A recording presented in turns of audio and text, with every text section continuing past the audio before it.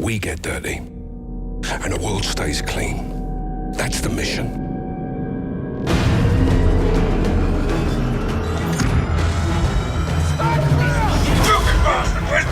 You can't know war unless you have fought arse over elbow in some shitbog full of traps.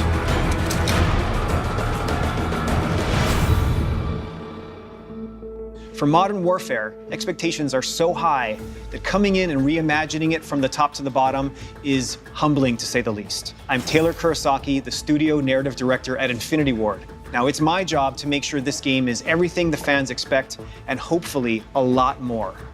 Today, I have an opportunity to sit down and chat with someone who has a similar challenge and responsibility, and that is Berry Slone, the guy that's bringing to life one of the most beloved characters in the Call of Duty series. Thanks for being here. Of course, mate. It's a pleasure. What was it like for you to be put into this role, and how does that relate to your experiences of playing Call of Duty in the past?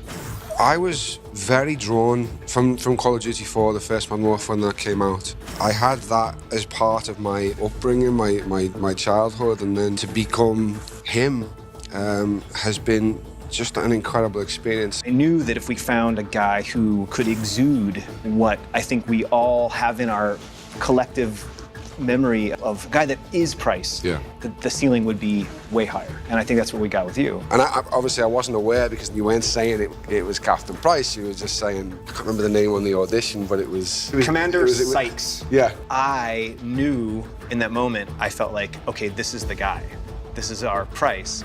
I wanted to be able to drop your voice into a real thing that we were working on. Okay. And so I couldn't have you say, under my command, exactly, yeah. Commander Sykes. Yeah, exactly. Yeah. So I crossed out Commander Sykes, and I probably shouldn't have done this. It's probably a total breach of protocol and whatever. But I just wanted to hear your voice saying those words. Yeah. So I crossed it out, yeah, and I wrote, under my command, Captain John Price. Yeah. And I do remember saying, oh, that's a name drop. Right there, that second, I was like, okay, here we go. Under my command, Captain John Price, you will have full executor authority. One of the most exciting things for me is the collaborative nature of what it takes to make this. Yeah. And how many people are responsible for the performance. And I remember speaking to Mitch, who's our technical advisor who I'd worked with before, and he said, you know, no one man can play Price, it takes an army. And it's very much that, and it has been from day one. You know, I'm the first guy to ever get to physically move him, so I had to find a way to make this guy real and believable, and a guy who can work in a 2019 scenario. Above all else, he is a protector, and he is a guide. But I wanted to make sure that in every scene I'm checking in on the person that I'm with. But I tried to make this Price be someone who you would aspire to be. Well, it's not over yet. Trust me. I always have. For you, I mean, you've got not just one character's work to worry about. You have the entire franchise on your shoulders. How did you feel about having to take that on? Our goal was to make a game that gave all those feelings that we've had playing the original series, because we have to not just exceed the expectations of what those other games were, we have to exceed the expectations of what your memories were of playing those games. Nostalgia's a tough battle. Yeah. We didn't want it to just be another one. We didn't want it to just be, it's close enough to the original games. A bunch of the original guys that made Modern Warfare heard that we were working on it, and they were like, I want to be part of that. So we got an infusion of the original blood, and so I think we were prepared to take on this huge undertaking and this huge honor. As someone who is a fan of gaming, who plays, although I'm filming it, I'm still not part of the process of making them. You've taken what was the acceptable level in this genre and put it somewhere that people are now going to have to try and get close to, because it's blown my mind what I've seen. I didn't expect it to look as incredible as it does. It's really, really special. When can you breathe? We just did.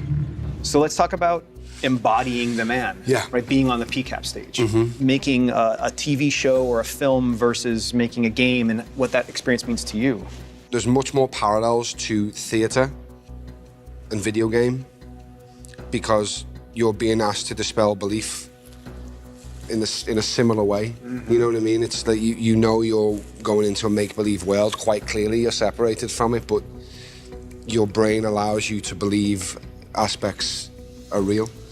You can almost touch it these days with the way video games look, and so that aspect of bringing your audience to you it feels like theatre to me in that sense as well, and certainly the way we film it, because you know when you're on a film set or a TV set, you know, like now I can look at the camera, I can speak to the operator, and I can know, okay, this is probably a tight shot. Hopefully I'm getting it right somewhere around here to about here. I know I've got about this much space, and then my frame cuts off, so I can manage my shot or my performance for that particular shot. But when we shoot Pcap, we have the whole room. Yeah. And I don't know what point you're going to come in for the close-up of Praisin here, or when you're going to need to be super wide to get the feel of the scenes. You have to be on the whole time. You have to know the man or the woman that you're playing and be in there, locked in the whole time, because it could be on you when you don't expect it. Like Jeff will be there with the camera making the shots, but that's not necessarily the shot. Yeah. You can't play to that camera because it's not there, so it's like you have to just let him direct you through, but not react to the camera being there. We're all just pawns in this. You speak for yourself. Talk about the training you went through with Mitch. It was tough, man. Mitch and Steve, they both served in the SEAL teams, and their way of educating actors is to literally drop you into the most realistic version that is possible. A lot of my technique is from him. Like, just in general, my shooting technique, the way I clean rooms, come from his techniques. Get down on the fucking floor now! Get down! Get on the fucking floor! Stay there! I mean, the war genre in general, it's a source of pressure. Yeah. For characters, right? You know this better than anyone, that pressure reveals character. Mm-hmm. And that's what we try to put our characters under, is under pressure, so that they're forced to evolve. They're forced to overcome that obstacle and get out of their comfort zone. And so for us as creators to work in that genre, that's part of making Call of Duty, and to not only empathize with characters who are put under pressure and have to reveal their true nature, and to be forced to make those kinds of choices, and to do the thing that Mitch and Steve and those guys always say, which is to operate perfectly in an imperfect situation. But now you go, here's the controller. Yeah, there you try. Good luck. Yeah.